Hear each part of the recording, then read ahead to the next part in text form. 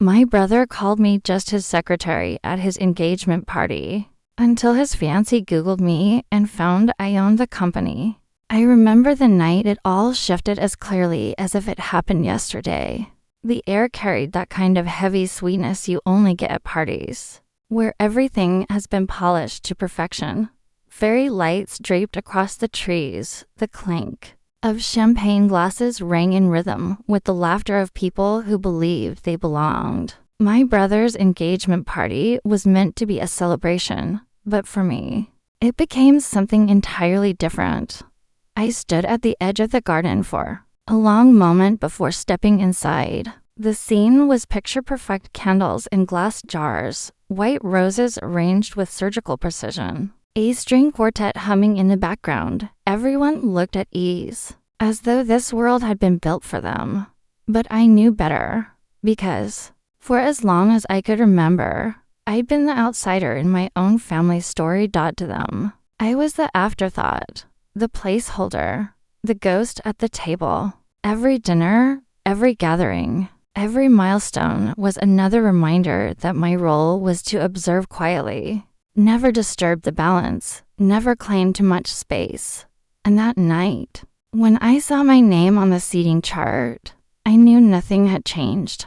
Table 12, near the bar, facing the service station where waiters shuffled trays back and forth. My brother Nathan, the golden child, sat at the center table with our parents glowing at his side. His fiancée Isabel radiated under the lights, her laugh echoing like music they had all been waiting for. And me? I was tucked away where no one would notice if I stood, if I left, if I vanished altogether. But something felt different. It wasn't in the air or in the music, it was inside me, a tension-pulling taut, like a thread that had been fraying for years, finally reaching its breaking point. I didn't know how the night would unfold, but I felt it pressing down on me. This wasn't going to be just another evening of silence, because sometimes the moment you spent a lifetime preparing for arrives without warning, and in a single night, the story you've been forced to play in can be rewritten entirely.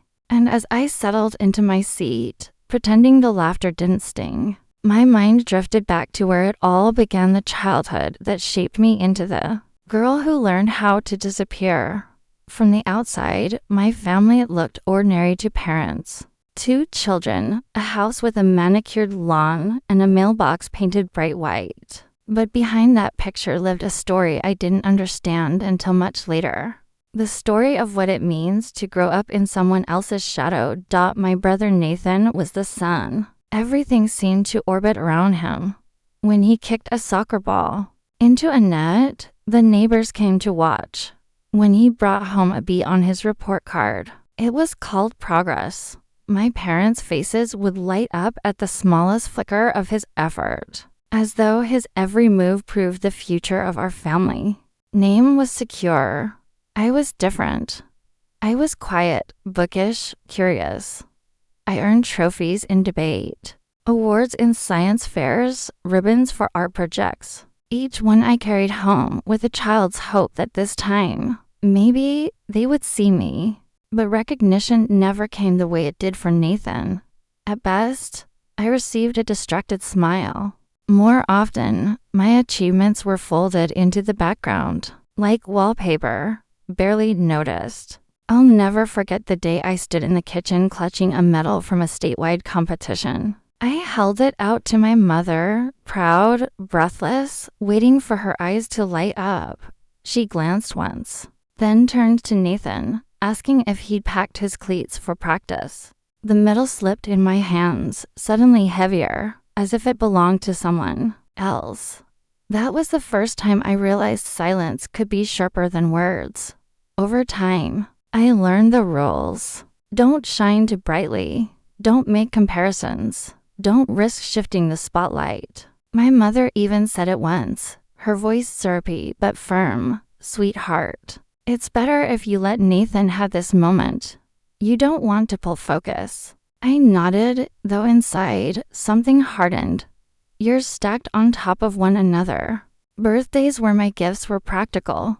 while Nathan's were extravagant. Holidays where my name was mentioned in passing, his shouted with pride. Graduations where I stood behind the camera, taking the photos, instead of being in them. It wasn't just favoritism. It was erasure disguised as tradition. And yet, through it all, I carried a secret truth they never cared to discover. Well, they treated me like a quiet accessory to Nathan's triumphs. I was building something far beyond their imagination. The silence they forced on me didn't crush me, it fueled me. But in that moment, standing at table 12 at the engagement party, I could feel every one of those childhood scars pressing against the surface. The girl who had learned to disappear was still there, waiting to be acknowledged. And as I looked across the garden at Nathan, basking once again in unearned applause, I realized the past wasn't behind me at all. It was alive in front of me, repeating itself. And that's when I understood this night wasn't just about an engagement. It was about every time I'd been told to shrink, every moment I had been overlooked. So when I lifted my eyes from that dimly lit corner of the party, I knew exactly what was coming. The next insult would not pass quietly. When I stepped into the backyard that evening, it felt less like a celebration and more like a performance staged for perfection. Strings of golden lights arched above the tables, casting a warm glow over white roses and crystal glasses that sparkled like they'd been placed for a magazine shoot. Laughter rose in practiced waves, the kind of sound people make when they know they're being watched. I moved toward the seating chart pinned against a board draped in satin. Names were written in gold ink, each card delicate and precise. At first glance, it almost felt flattering until I found mine. Table 12. I traced the line with my finger, my eyes following the path across the garden, past the fountain, past the neatly ranged head tables, past the seats reserved for Nathan's groomsmen and Isabel's bridesmaids. Then there it was. A folding table pressed against the hedge. Near the bar, tucked so close to the service station I could see waiters stacking trays of glasses. 2 chairs, 1 wilted centerpiece, and the faint smell of spilled beer lingering in the air. That was my place. A guest passing by glanced at the table and muttered under his breath, "Overflow seating." I pretended not to hear. I'd heard versions of it my whole life. My brother's fiancé's college roommate had a prime seat near my parents, but their daughter, the one who had quietly funded half the event, was hidden in the corner. Like a stagehand, I sat down, smoothing my dress, my eyes fixed on the center of the garden where Nathan and Isabel stood radiant beneath the lights. They looked like a portrait of perfection, every smile rehearsed, every gesture calculated. My mother was beside them, glowing with pride, her hand brushing Nathan's arm as if to say, "You are the center. You always will be." No one looked my way, not once, and yet I could feel the weight of it pressing down on me, the deliberate positioning, the way they had chosen to tuck me out of sight. It wasn't accidental. It never had been. As the music swelled and the chatter filled the air, I sat alone with my glass of wine, pretending the laughter didn't sting. But the truth was sharp. I wasn't just hidden by a hedge or seated near the bar. I had been assigned a role in this family a long time ago, and tonight was just another reminder of how invisible they wanted me to be. But this time, something inside me shifted. My silence, once a shield, felt like a weight. And as I watched Nathan clink glasses with our parents, basking in applause that had always been his by default, I felt the old wounds stirring again. Because the shadows I had grown up in weren't distant memories. They were alive, standing right in front of me, dressed in designer suits and glowing under fairy lights. And sooner or later, those shadows were going to demand to be seen. Sitting there at that lonely table, I could almost hear the echo of every moment that had brought me to this night. The laughter around me blurred, and the clinking of glasses faded into a hum as memories surfaced, sharp and uninvited, like glass shards working their way through old scars. I remembered my brother's high school graduation. Nathan walked across the stage to thunderous applause, our parents beaming as if they had personally sculpted his future. Afterward, family and friends swarmed him, snapping photos, showering him with praise. And me, I stood at the edge of the crowd, camera in hand, taking picture after picture because that was my assigned job, recording his glory, never sharing it. At the end of the night, not a single photo included me. It was as though I hadn't even been there. Another memory pressed forward. Christmas morning. Nathan unwrapped the keys to his first car, a used but spotless Honda our father had polished for weeks. The room erupted in cheers. My gift, handed over in the same moment, was a pair of socks wrapped in tissue paper. My mother kissed my cheek and said, "Practical things last longer." Everyone laughed, not unkindly, but dismissively, like I was a footnote in the family narrative. That was the year I learned that fairness was not a language my family spoke. Even birthdays carried the same script. Nathan's parties were full productions, balloons, rented venues, cakes the size of coffee tables. Mine were quiet dinners at home with "don't take it personally" as the unspoken theme. I smiled through it because what else could I do? To protest was to be labeled ungrateful. To stay silent was to keep the peace. Now, watching him at the engagement party, the patterns repeated so clearly it almost felt rehearsed. My mother held Isabel's hand as though she were already a daughter, her laughter crisp and perfectly timed. My father toasted Nathan with pride stitched into every word. I sat tucked away by the bar, ignored, the same way I had been at every milestone leading up to this one. But here's the truth about wounds. When they're ignored, they don't heal. They wait. They settle beneath the surface, biting there, time until the right pressure forces them open again.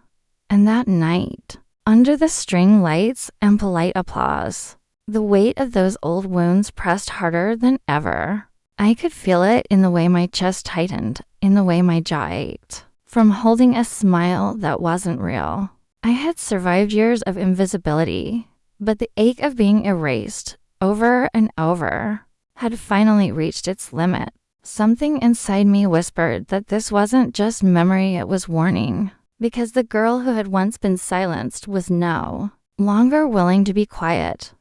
And as I lifted my eyes from the past and looked back across the garden, I knew it wouldn't be long before someone handed me the chance to either swallow it all again or finally speak. I was halfway through my glass of wine when a woman in a pale green dress slid into the empty seat beside me. She smiled politely, the kind of smile you give when you're trying to place someone. "You must be Nathan's sister," she said. I nodded, steady but guarded. "Yes, Clara." Her expression brightened. "So, what do you do?" The question was innocent enough, but I knew that here, surrounded by Nathan's curated audience, it was a test. I opened my mouth, ready to answer, when Nathan's voice cut across the patio, smooth and practiced. "She does admin work," he called out, his grin wide enough for everyone nearby to see. "She's always been great with spreadsheets." Laughter scattered across the tables like glass shattering on tile. Not cruel, but dismissive. The kind of laughter that erases. I felt the woman's sympathetic glance flick toward me, and in that moment, her pity stung almost as much as Nathan's words. I forced a smile, the same one I had worn all my life when he reduced me to a caricature. The woman touched my arm, lightly, murmuring, "That's important too." Her voice was kind, but it carried the soft tone people reserve for children or the elderly, not equals. Inside, I burned, because what Nathan hadn't said, what he never wanted said, was the truth that the spreadsheets he mocked were multi-million-dollar investment models. that the admin work he ridiculed was the architecture of a firm that had grown beyond anything our parents could imagine. But to them, and to him, my role was to be the quiet, practical sister who never asked for recognition. I let the laughter fade, sipping slowly, my smile fixed in place. The performance was familiar, and for years I had played the part without protest. But this time, something in me shifted. The humiliation didn't wash over me the way it used to. It lingered, sharp and bitter, and I felt it etching itself into the night like a promise. Across the garden, Isabel caught my eye for a fleeting second. Her smile wavered, only for a breath, before she turned back to Nathan's circle. It was subtle, but I saw the flicker of doubt, the tiniest crack in the story she'd been told about who I was. And in that crack, I sensed the beginning of something else. Because once doubt enters the room, it doesn't stay quiet. It grows. It spreads. And it waits for proof. The laughter had barely settled when Isabel drifted toward my table, her satin dress catching the glow of the string lights. She moved with the kind of grace that suggested she was used to being watched, but her eyes bright, curious, lingered on me in a way that felt different from the others. "Clara," she said warmly, sliding into the chair across from me. "I've been meaning to ask how's your firm doing these days." Her words dropped like a stone into still water. For a moment, I froze, glass halfway to my lips. Around us, conversation carried on, but I felt the air shift, a subtle tightening, as if invisible ears had pricked up. Nathan, who was standing not far away, stiffened. His smile faltered for the briefest second before he jumped in. "Oh, don't pay attention to that," he said quickly, waving a dismissive hand. "Clara exaggerates what she does. She helps out here and there. Mostly admin support, nothing more." His voice was light, but the sharpness beneath it was unmistakable. I recognized that tone was the same one he had used our whole lives. To put me back in my place, to remind everyone of the script, Nathan the achiever, Clara the background. I glanced at Isabel. She tilted her head, eyes narrowing just slightly, her smile tugging at the edge of uncertainty. She looked between me and Nathan, then back at me, as though she were suddenly trying to piece together a puzzle she hadn't realized was missing. I should have corrected him. I should have spoken the truth right then, clearly, and without hesitation. But silence had been my armor for so long that I wore it automatically. I gave her the faintest smile, one that revealed nothing, and took another sip of wine. Inside, though, the silence felt different this time, not protective heavy, and as Isabel excused herself, her smile not quite as steady as before, I caught something flicker across her face. Doubt. Nathan returned to his crowd of admirers, laughing, louder than before, but the performance had a crack in it now. Isabel's slip had planted a seed, and I could see it in the way her gaze followed me as she rejoined the others. She had asked about my firm because she knew something Nathan clearly didn't. T once spoken aloud, and once the wrong question has been asked, it doesn't vanish. It lingers in the air, waiting for an answer. The night carried on with its rhythm of clinking glasses and curated laughter. But something in the air had shifted. I could feel eyes on me, not harsh, not mocking, but curious, unsettled.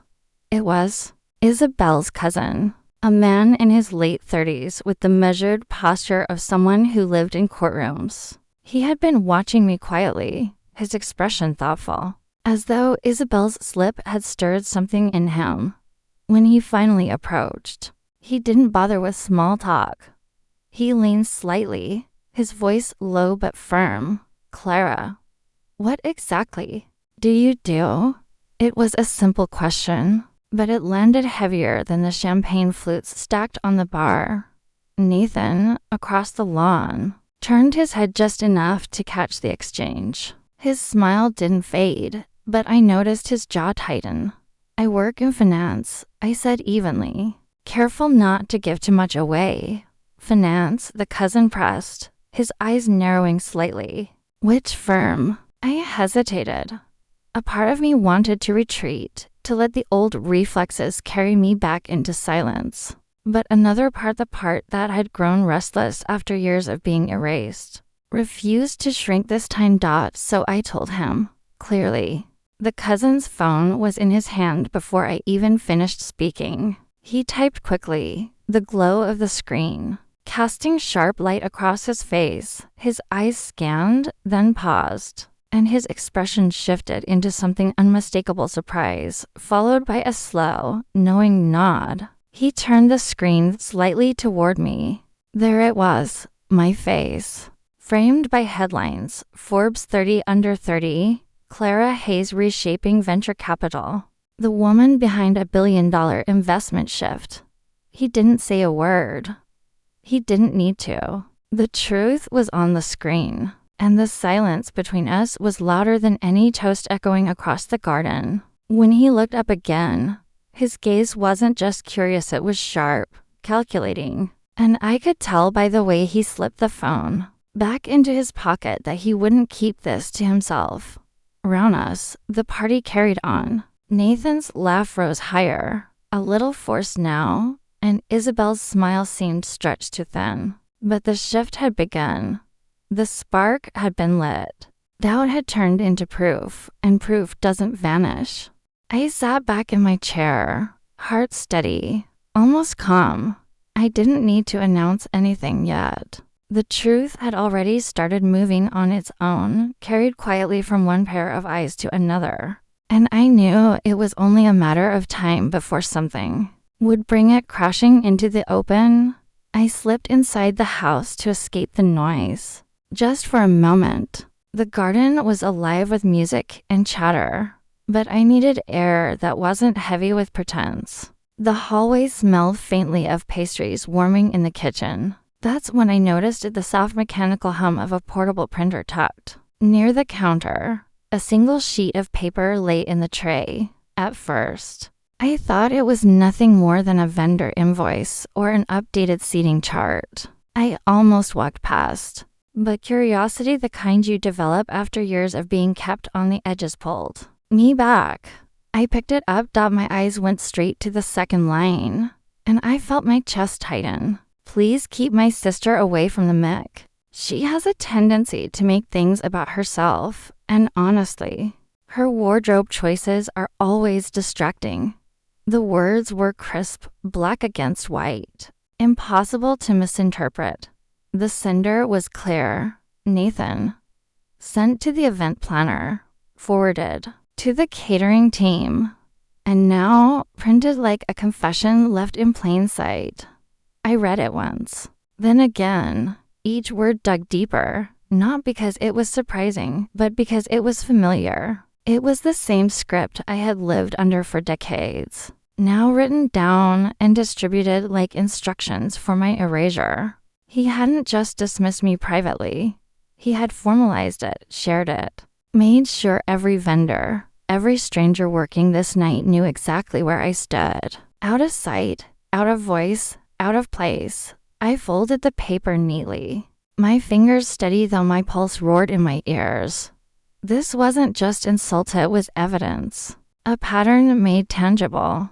For years, they had told me I was too sensitive, that I misread things, that I imagined the slights. But paper doesn't lie. Here it was, in ink. Proof of how carefully they had scripted my invisibility. I slipped the sheet into my clutch and drew a breath that felt heavier than air should.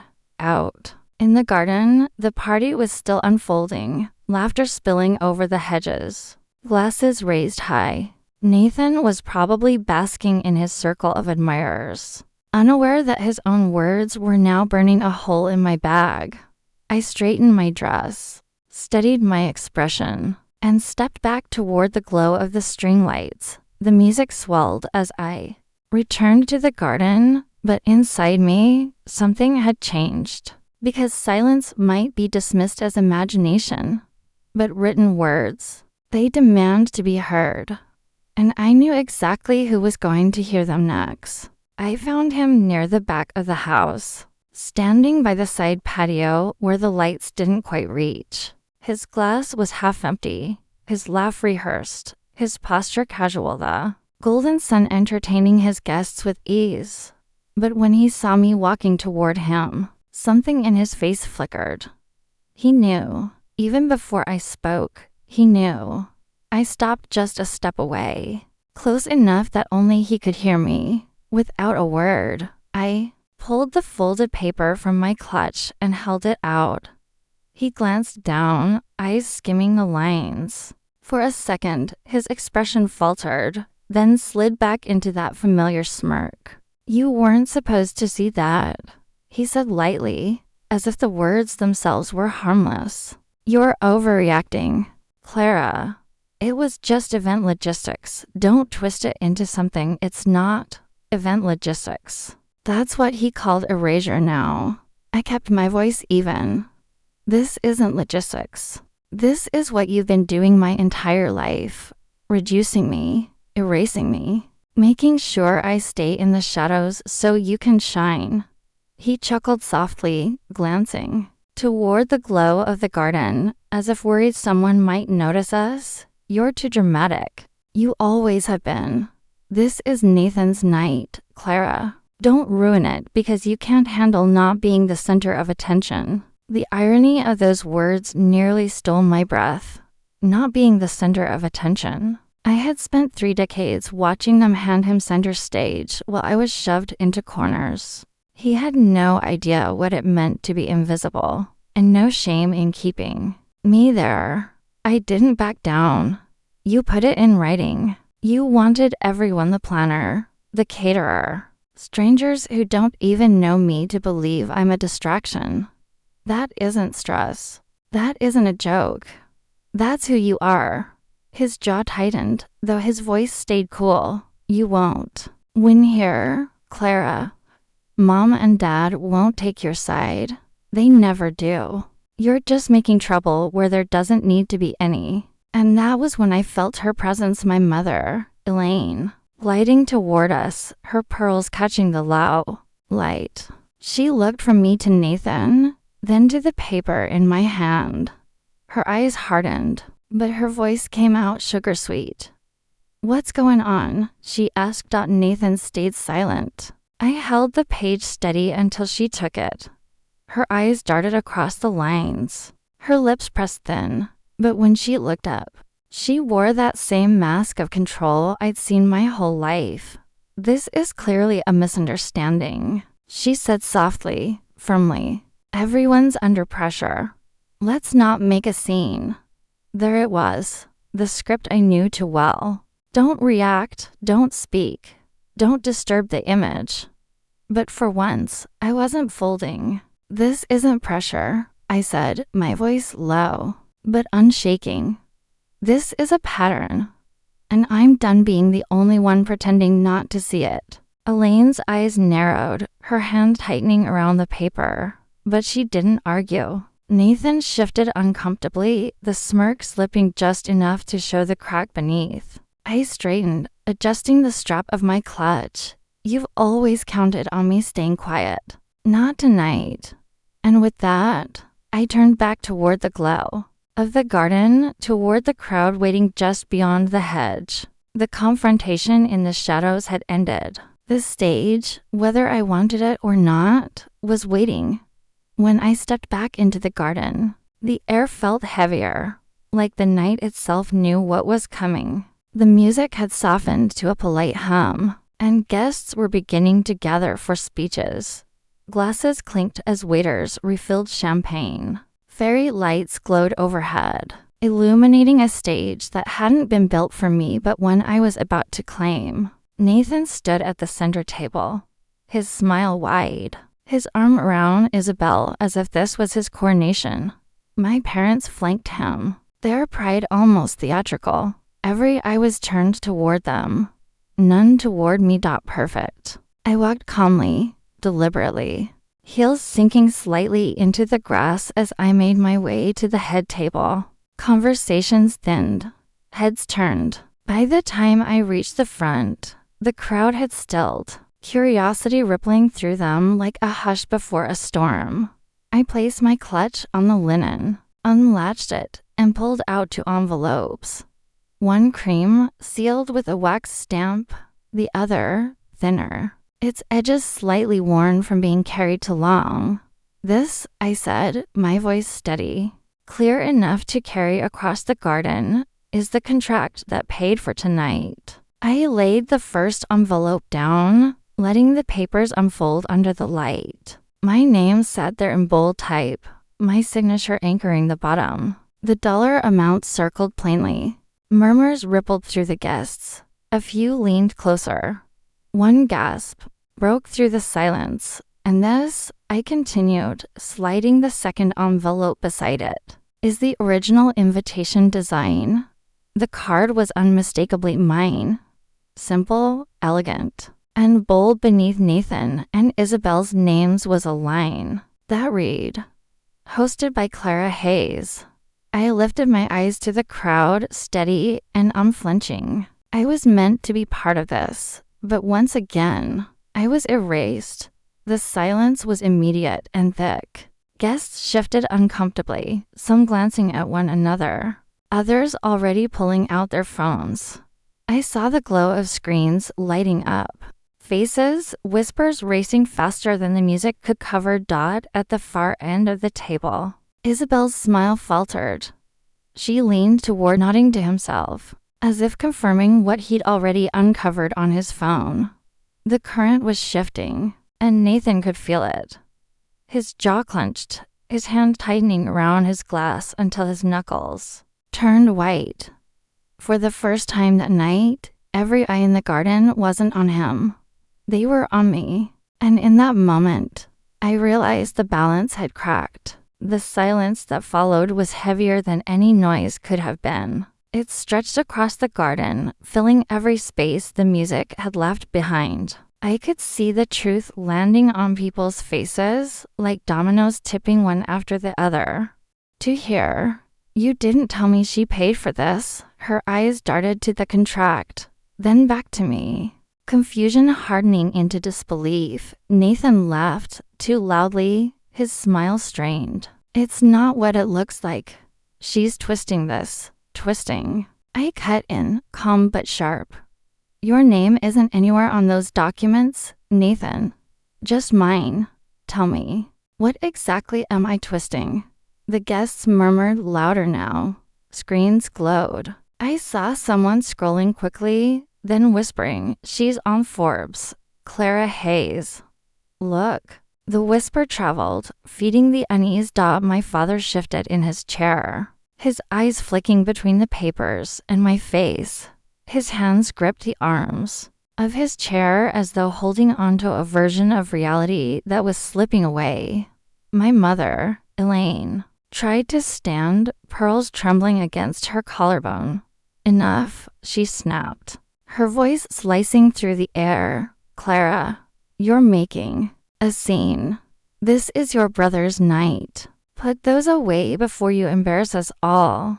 But the crowd wasn't looking at her. They were looking at me. I turned toward her, my voice steady. "I'm not embarrassing this family, Mother. I'm exposing what you've worked so hard to hide. You've spent years pretending my achievements don't exist, editing me out of every story you tell. Tonight, I won't be edited."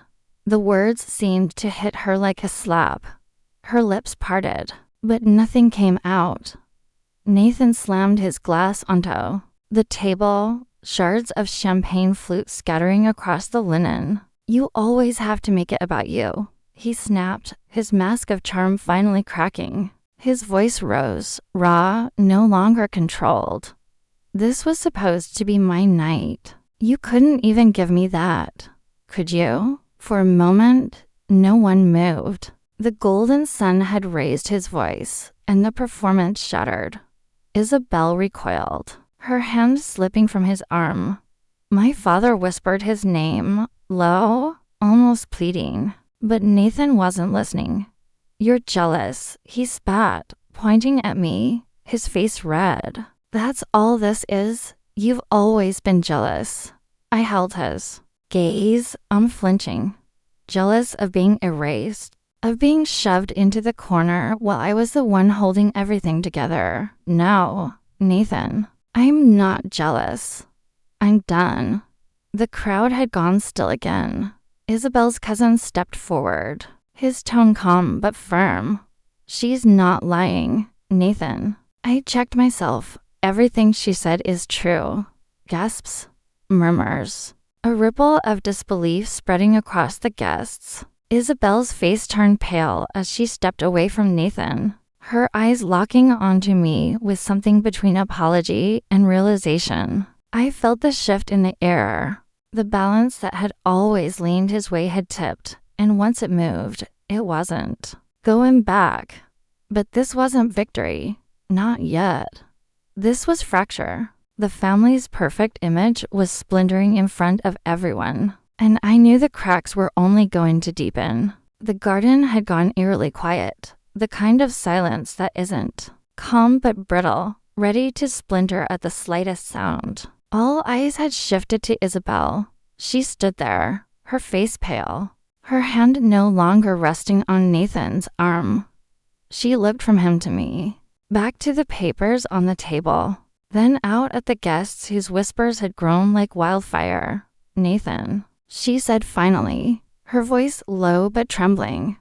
Why didn't you tell me any of this? He reached for her hand, forcing a laugh that rang hollow. Come on, Izzy. You know how Clara is. She likes to exaggerate. She's making this bigger than it is. But Isabel didn't move closer. She stepped back. Exaggerate. Nathan, her name is on the contract. Her name is on the invitations. And people are literally pulling up articles about her right now. She turned to me, her expression raw, almost pleading. Clara, is this true? You paid for tonight. I didn't hesitate. Yes, every flower arrangement, every string of lights, every glass of champagne on these tables, I signed for it. I agreed to help because I thought it was family. But family doesn't erase you after taking your handouts. The weight of my words hung in the air. Isabel's lips parted, but she didn't look at me long. She turned back to Nathan, her eyes wide with a fury I hadn't expected. You lied. You let me believe all of this came from you, that your parents made this happen. You let me thank them, toast them, when it was your sister footing the bill. Nathan's face flushed crimson. It wasn't a lie. It was simpler that way. Who cares who paid? It doesn't matter. It matters to me, Isabel.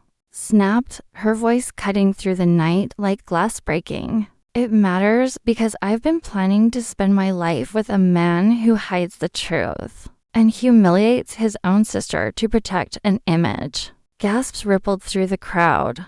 Guests exchanged looks, some even pulling Isabel closer with protective touches, as though they were already drawing lines between who stood with her and who stood with him. My mother's face hardened, her voice sharp. Isabel, don't let her manipulate you. Clara has always tried to divide this family. Don't make the mistake of listening to her now. But Isabel shook her head, her voice steadying as she spoke. No.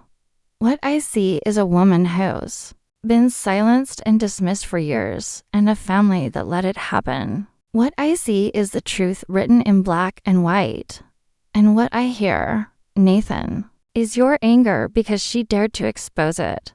Nathan reached for her again, but she pulled away, her heels digging into the grass. The crowd had shifted now, their eyes no longer admiring him, but watching as his carefully built forehead collapsed in real time. In that moment, Isabel made her choice. She didn't shout. She didn't cry. She simply moved to stand beside me, leaving Nathan standing alone under the glare of the string lights that no longer felt warm. The golden sun had lost its shine, and the image my family had clung to for so long was crumbling in front of everyone. And though I didn't smile, I felt it the first true crack of freedom breaking through the surface. For a long moment, no one spoke. The garden was still, save for the soft hum of the string lights and the faint rustle of roses shifting in the breeze. All eyes lingered on Isabel standing beside me, Nathan fuming alone, and my mother's face, pale and tight with panic. But then my father moved.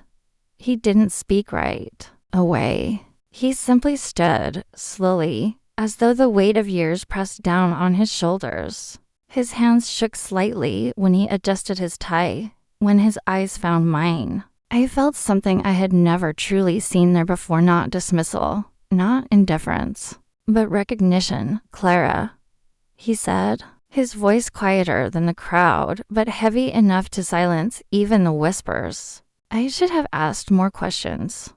I should have noticed more. I should have seen you. The words cut deeper than all the years of silence. For a second, I wasn't sure I had heard him correctly. My father, the man who had nodded through my achievements, who had smiled politely and then turned back to Nathan, was admitting it. In front of them all. He lowered his gaze to the papers on the table, his lips pressing thin. "I knew you were successful. I told myself you didn't need the attention. That Nathan did. That it was easier this way. But easier for who?" He exhaled slowly, shaking his head. "Not for you. Never for you." I felt my chest tighten. Not with anger this time, but with something heavier. Grief, maybe for all the years stolen. All the conversations that could have been different if he turned his head just a little toward me. My mother shifted beside him, her voice sharp, almost offensive. "Richard, don't do this here. This isn't the time." But he didn't look at her. His eyes stayed on me. "It's long past time," he said, steady now, firmer than I'd ever heard him. The guests had gone utterly still, caught between discomfort and curiosity, but I no longer cared about them. For once, my father was speaking to me, and I could feel the raw truth in every syllable. "You deserved better," he said simply, "and I'm sorry I didn't give it to you." For a moment, I couldn't breathe. I wanted to hate him for waiting this long, for standing silent through years of erasure. But the look on his face, the regret etched into the lines around his eyes, told me this wasn't performance. It was confession. And in that fragile moment, something shifted again, not in the garden, not in the family, but in me. Because recognition from him was something I had long ago taught myself not to need. And yet, hearing it cracked open a piece of me I didn't realize was still waiting. I didn't respond right away. I didn't forgive him. But I nodded, just once, letting him know I had heard. That maybe, just maybe, we could begin again. Nathan stared at him in disbelief, betrayed by the very man who had always held him up. My mother's lips pressed so tightly together they drained of color. The cracks in our family's facade weren't just showing anymore, they were splitting wide open. And as my father sank back into his chair, the weight of his words still hanging in the air, I knew the unraveling wasn't over. It was only about to deepen. The garden was trembling under the weight of my father's words, and for a brief moment, the silence felt almost unbearable. Then, from near the fire pit, a woman's voice rose, steady, curious, and impossible to ignore. "Wait a minute," she said, stepping forward, a cocktail napkin still in her hand. "Aren't you the donor who funded the Women's Scholarship Fund last spring? The one who asked to remain anonymous?" Heads turned instantly. Dozens of eyes locked on me. The question rang louder than any accusation Nathan had thrown. Louder than any toast my mother had rehearsed. I straightened, meeting her gaze. Yes, that was me. The effect was immediate. A collective murmur rolled through the crowd. Guests shifted in their seats, some sitting taller, others leaning toward their neighbors to whisper frantically. Someone near the bar gasped, I heard about that fund she gave nearly $500,000. Another whispered back. How did none of us know? I watched the truth unravel their carefully spun narrative, thread by thread. Nathan's face drained of color. Isabel stared at me with a look that wasn't pity anymore, it was awe. Even. My father's hands gripped the edge of the table, as though he was realizing the scope of everything he had overlooked. But it was my mother's expression I will never forget. Elaine's mask of composure cracked. For the first time in years, she had no script to cling to. Her eyes flicked desperately from me to Nathan, searching for a line to save the story she had curated.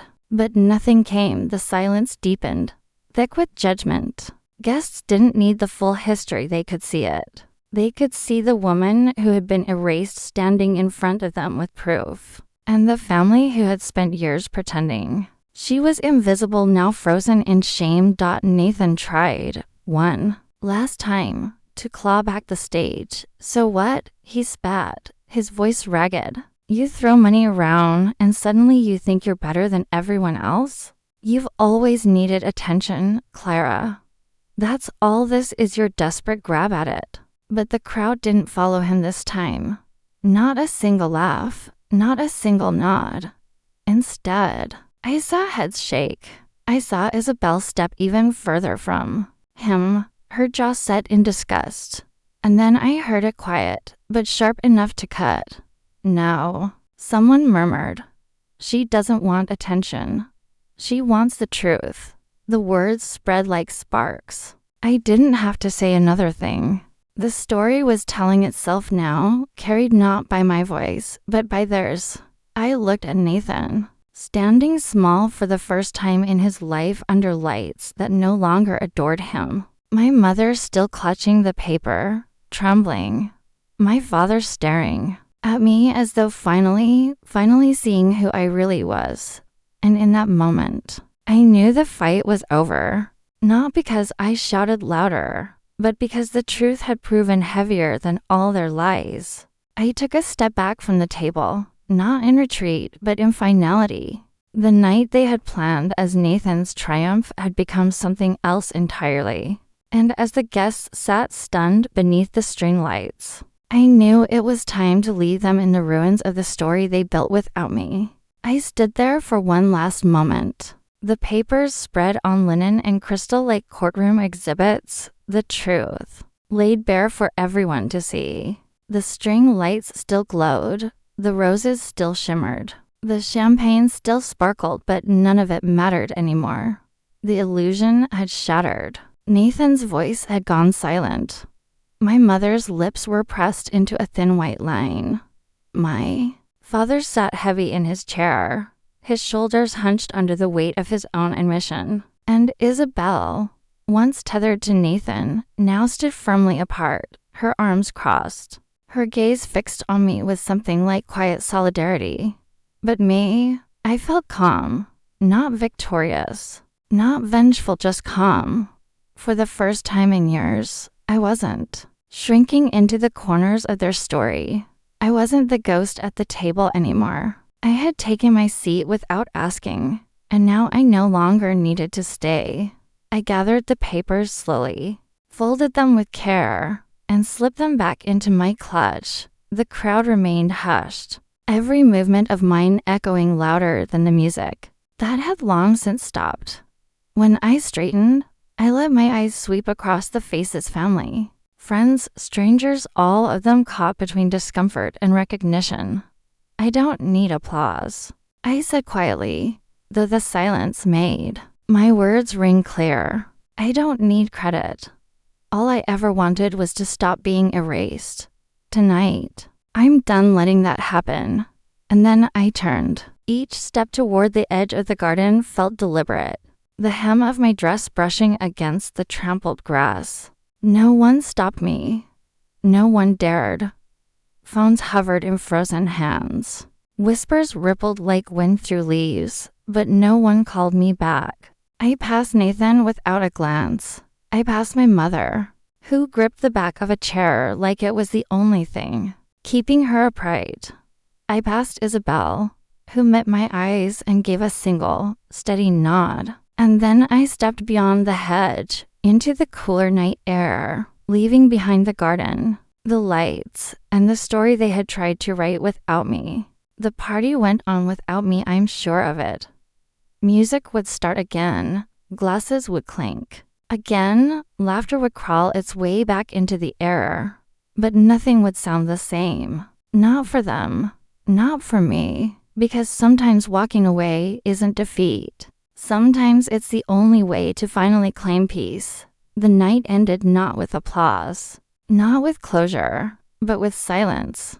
I left the garden, the voices and music fading behind me. And I carried that silence home like a shadow I wasn't ready to shake off. I didn't cry. I didn't rage. I just sat in my apartment with the city lights pressing against the windows, wondering what would come next. Days passed.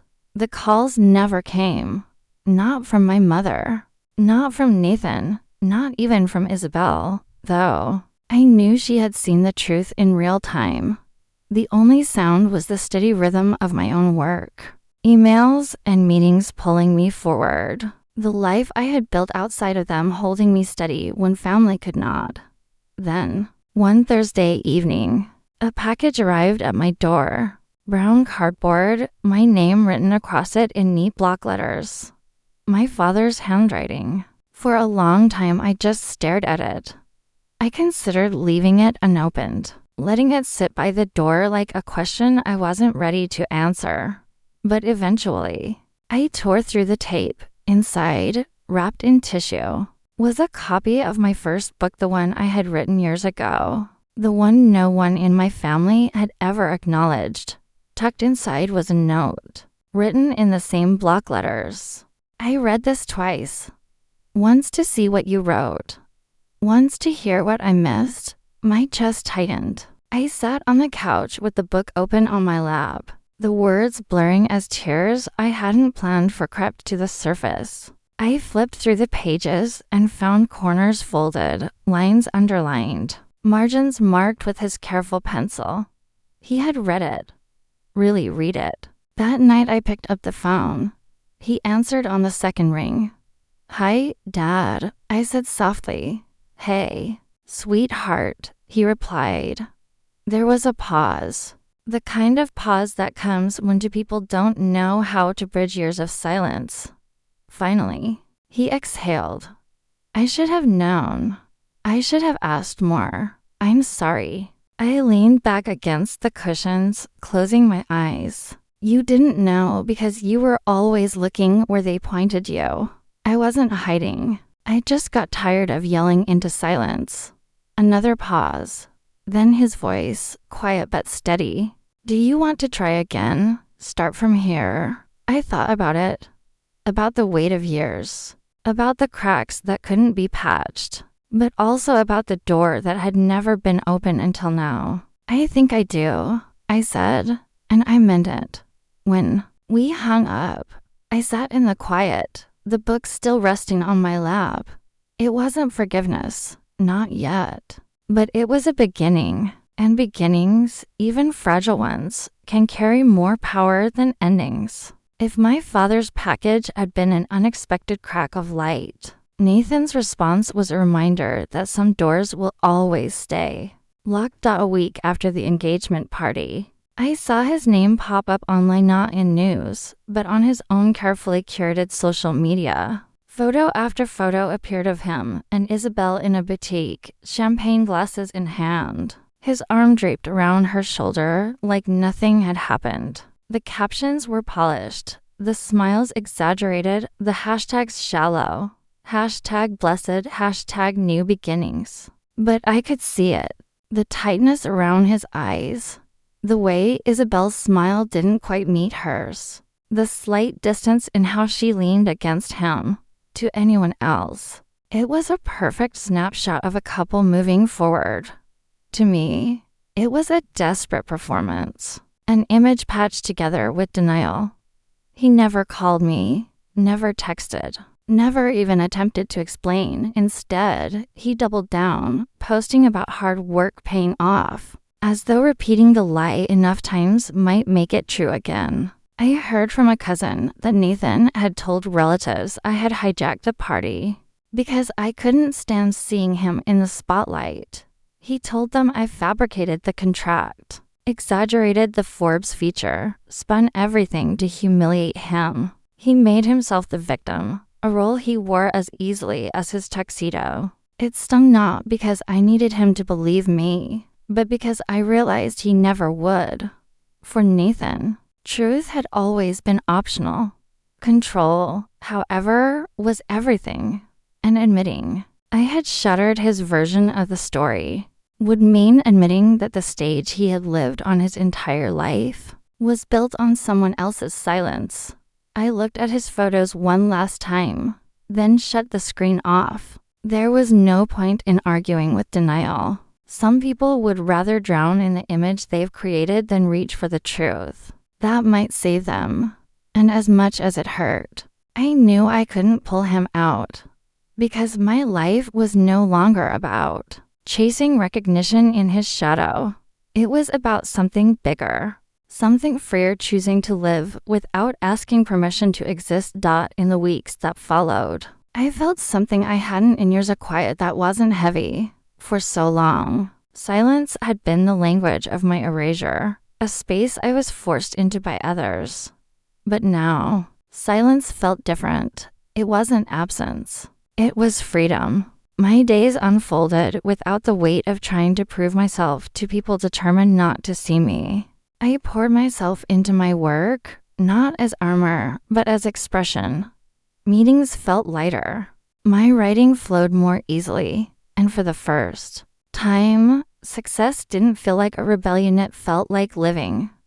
One morning, my editor called with news. Pre-orders for my second book were higher than expected. The announcement should have thrilled me. But what struck me most was the ease with which I received it. No desperate need to send a screenshot to my parents. No gnawing ache for Nathan's acknowledgement. Just a quiet satisfaction, pure and undiluted.